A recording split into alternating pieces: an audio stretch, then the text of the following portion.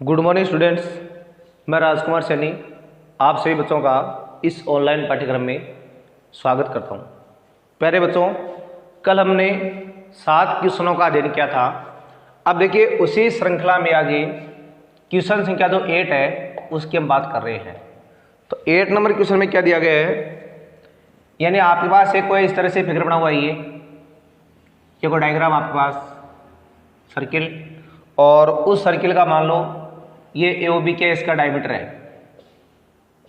और उसके बाद में यहाँ पर कोई एनी पॉइंट C आ रहा है और बाद में इसको ऐसे मिला रखा है इस तरह से। और अब देखिए आपके पास यहाँ पर ये शेडेड रीजन बना रखा है इसने, ये शेडेड रीजन आपको एक तो ये हो गया है, एक शेडेड रीजन जो आपका है वो इधर वाला ये हो गया है, और कुछ शेडेड रीजन आपका इधर है ये हो गया है। तो इस शेडेड रीजन का आपको क्या प्राप्त करना है, जो एरिया है वो फाइंड करना है। तो देखो इसके लिए इसने कुछ बातें लिख रखी है कि AB इज डायमीटर है, यानी AB तो क्या इसका डायमीटर है, ये लिखा हुआ पहले से, और AC आ रहा है 6 सेंटीमीटर का, ये आपको दिया गया है 6 सेंटीमीटर, और BC आ रहा है 8 सेंटीमीटर, और ये दिया गया आपको कितना 8 सेंटीमीटर। और अब आपको एरिया ऑफ शेडेड रीजन वो फाइंड करना है। तो प्यारे बच्चों, आपको इस डायग्राम को देखते ही ये बात समझ में आ रही है कि हम इस पूरे सर्किल में से अगर ट्रायंगल का एरिया लेस कर दें तो आपके पास शेडेड रीजन का एरिया वो आराम से फाइंड कर सकते हो आप। अब देखो मेन प्रॉब्लम कहाँ आती है, सर्किल का एरिया फाइंड करने के लिए आपको इसकी रेडियस चाहिए, आपको इसकी रेडियस का पता नहीं है। तो हम पहला काम क्या करेंगे, इसकी रेडियस फाइंड करने के लिए ये जो AB है पहले डायमीटर प्राप्त करेंगे, उसके बाद में इसकी रेडियस। अब देखो आपको एक बात ये भी ध्यान रखनी है कि जो सेमी सर्किल में एंगल बनता है वो हमेशा 90 का होता है, ये आपकी थ्योरम है। इसके बारे में आपको जब थ्योरम पढ़ाएंगे तब प्रूव करवा देंगे कि सेमी सर्किल का एंगल आपका 90 का क्यों होता है। यहाँ पर आप इसको मान लो कि कितने का है, 90 का है। तो इसका सॉल्यूशन देखिए आप पहले, सबसे पहले मैं क्या कर रहा हूँ, मैं बात कर रहा हूँ यानी angle making in semi circle is always a right angle. तो ये तो बात आपको ध्यान रखनी है, इसका मतलब जो एंगल C है वो मेरे पास कितना है, 90 का है। इसलिए ये जो ABC हो क्या हो गया, एक राइट एंगल ट्रायंगल हो गया। तो अब आप लिखोगे in triangle ABC by Pythagoras theorem.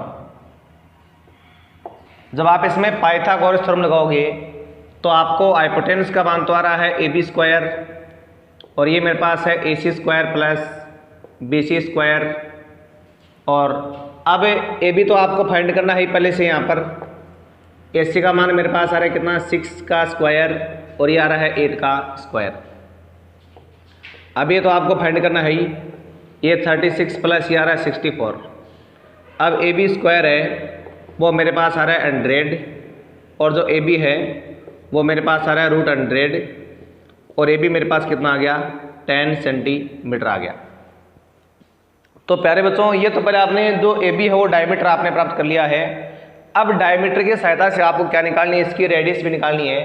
तो रेडियस का मतलब क्या हो गया, इसका हाफ हो गया 10/2, यानी मेरे पास आ गया 5 सेंटीमीटर। तो ये आपने इसकी क्या फाइंड कर ली, रेडियस, यानी रेडियस का मतलब ए हो गया ना, इसको चाहे आप AO मान लो या रेडियस, जिसका मान आपने क्या फाइंड कर लिया, 5 सेंटीमीटर। अब आपको क्या करना है, इस शेडेड रीजन का एरिया फाइंड करने के लिए इस पूरे सर्किल में से एरिया ऑफ ट्रायंगल आपको लेस करना है। तो आप लिखोगे एरिया ऑफ शेडेड रीजन। जब आप शेडेड रीजन का एरिया फाइंड करोगे तो आपको लिखना पड़ेगा area of circle minus area of triangle ABC। अब सर्कल का जो एरिया होता है वो आप जानते हैं πr² होता है, माइनस इसका होता है 1/2 बेस इंटू हाइट, ये होता है। अब देखो यहाँ पर मेरे पास पाई तो आ रहा है 22/7 इंटू जो रेडियस है, रेडियस का मान अभी आपने फाइंड किया कितना, 5। तो आप यहाँ लिखोगे 5 × 5 माइनस 1/2 आ गया सेम, अब देखो जो ट्रेंगल बनाई आपने ये ABC है।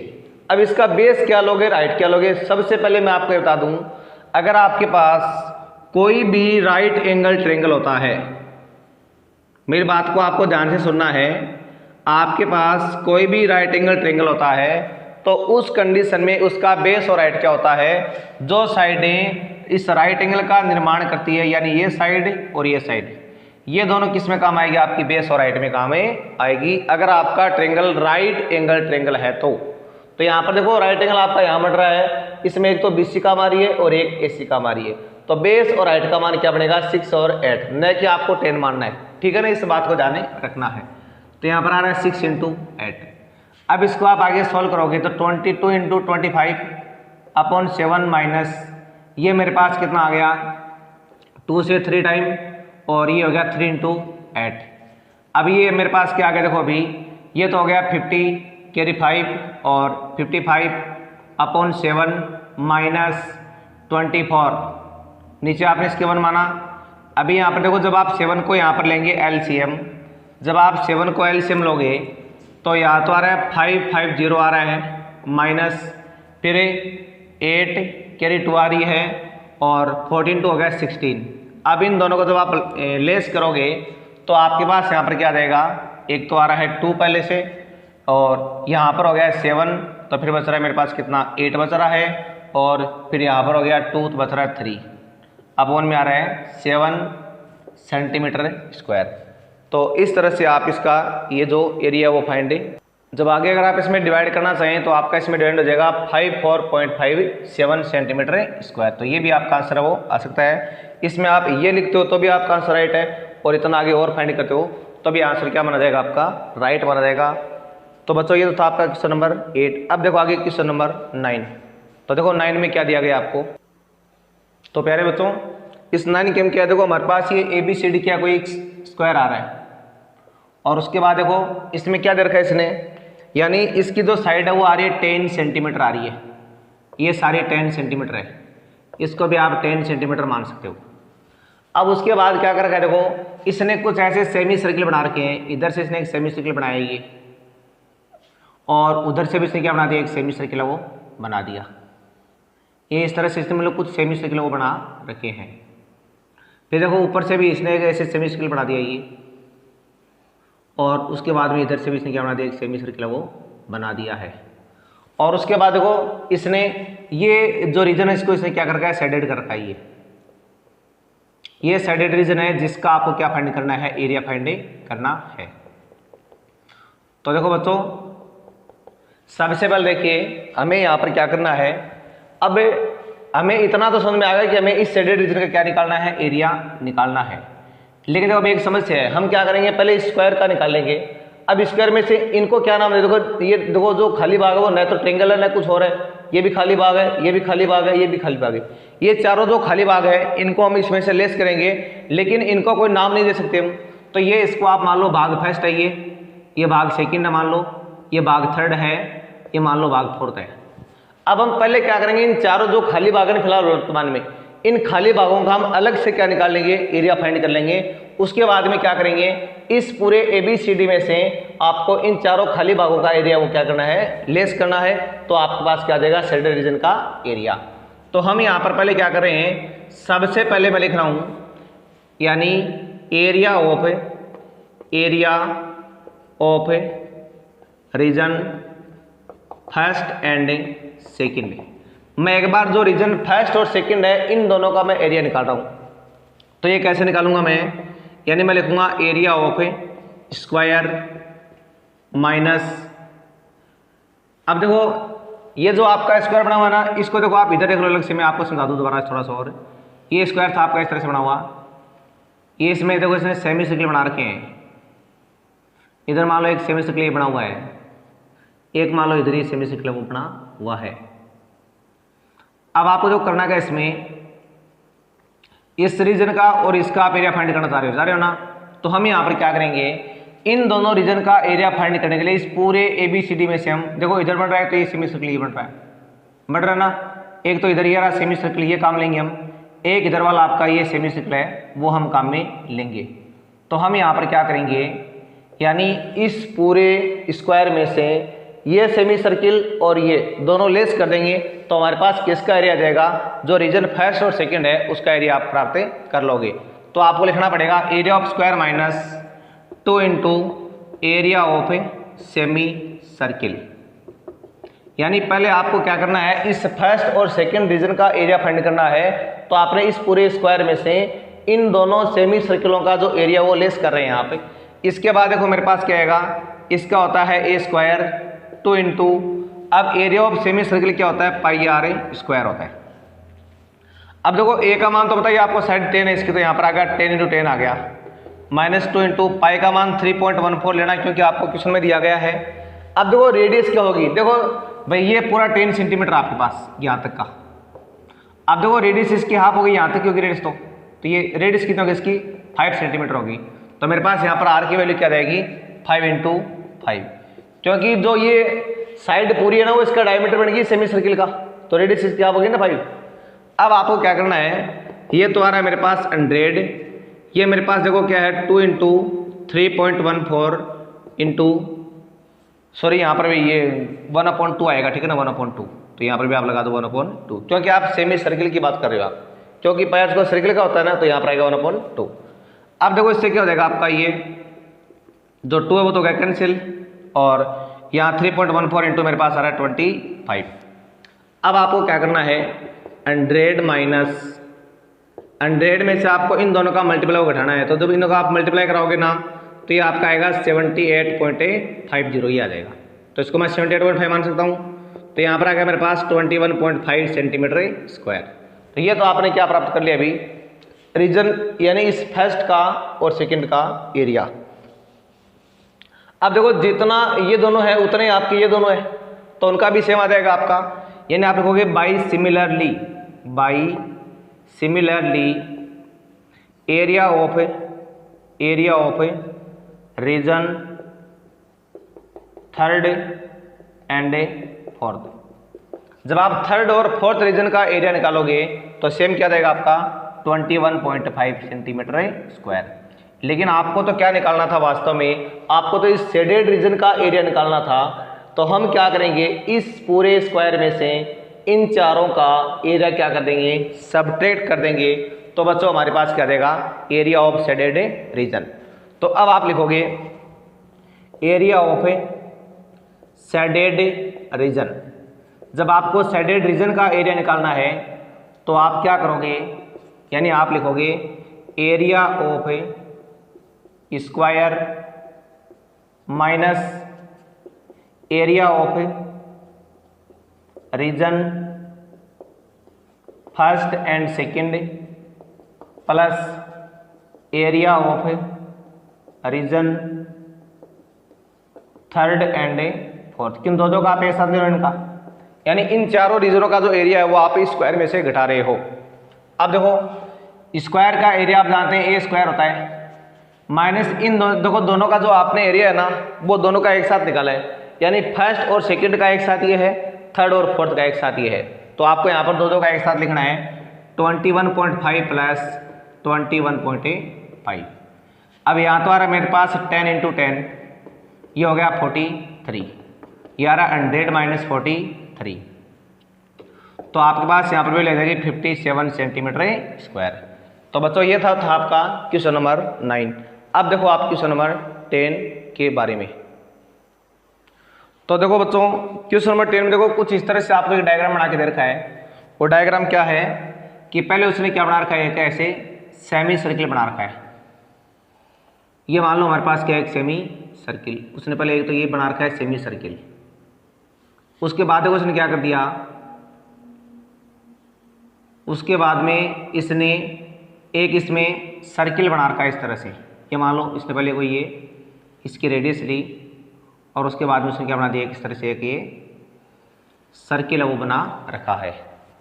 और आपको दिया क्या गया है, ये तो है 7 सेंटीमीटर का पहले कोई सेमी सर्किल। तो आपको पता है ये भी 7 होगी, इधर वाली भी, क्यों दोनों ये सेमी रेडियस हैं। और ये भी बीच वाली भी कितनी होगी आपकी, 7 सेंटीमीटर ये होगी, क्योंकि तीनों किसकी रेडियस होगी, ये होगी आपकी सेमी सर्किल की रेडियस। लेकिन देखो इस क्वेश्चन में आपसे पूछा क्या है आपसे इस क्वेश्चन ने पूछा जो आपके यहाँ स्मॉल सर्किल बनाना है, ये स्मॉल सर्किल, हमें इस स्मॉल सर्किल का हमें क्या निकालना है, एरिया वो फाइंड करना है। तो देखो स्मॉल सर्किल का ये डायमीटर हो गया 7 सेंटीमीटर, क्योंकि ये 7 ये 7 ये 7 ये तीनों क्या है, सेमी सर्किल की रेडियस है। अब ये 7 क्या हो गया, स्मॉल इस सर्किल का क्या हो गया, डायमीटर, तो इसकी रेडियस क्या हो जाएगी, इसकी हाफ होगी ना। तो आप लिखोगे यानी रेडियस ऑफ स्मॉल सर्किल, तो स्मॉल सर्किल की रेडियस क्या आ गई हमारे पास है 7/2 सेंटीमीटर, क्योंकि इससे डायमीटर क्या होगी। अब आपको लिखना है एरिया ऑफ स्मॉल सर्किल, तो सर्किल का एरिया होता है आपका πr², यानी 22/7, रेडियस का मान है 7/2 इंटू 7/2। अब देखो इस 7 को आप कट कर लोगे, 2 से हो गया 11 टाइम, और ये आ रहा है मेरे पास 11 इंटू 7 अपॉन में आ रहा है 2। अब आपको क्या करना पड़ेगा, ये 77/2 सेंटीमीटर स्क्वायर क्या आ गया हमारे पास, इसका आंसर आ गया। और अगर आप इसको पॉइंटों में निकालना चाहें तो आप इसमें डिवाइड कर सकते हैं, जैसे 3 टाइम फिर 8 टाइम 0.5 सेंटीमीटर स्क्वायर। तो ये हमारे पास आ गया क्वेश्चन नंबर 10 का आंसर। अब देखो बच्चों 11 नंबर क्वेश्चन में क्या लिखा हुआ है। 11 नंबर क्वेश्चन में पूछा है कि R1 और R2 जो रेडियस के 2 सर्किल है उनकी सर्क्यूफ्रेंस का सम है वो R रेडियस वाले सर्किल की सर्क्यूफ्रेंस के इक्वल है, तो आपको इनमें से सही विकल्प को चुनना है। तो मान लो हमारे पास क्या है, अकॉर्डिंग टू क्वेश्चन, एक शर्त दी गई आपको अकॉर्डिंग टू क्वेश्चन, यानी आपको लिखना है circumference of a circle of radius R, किसके इक्वल आ रहा है, सम ऑफ सर्कमफ्रेंस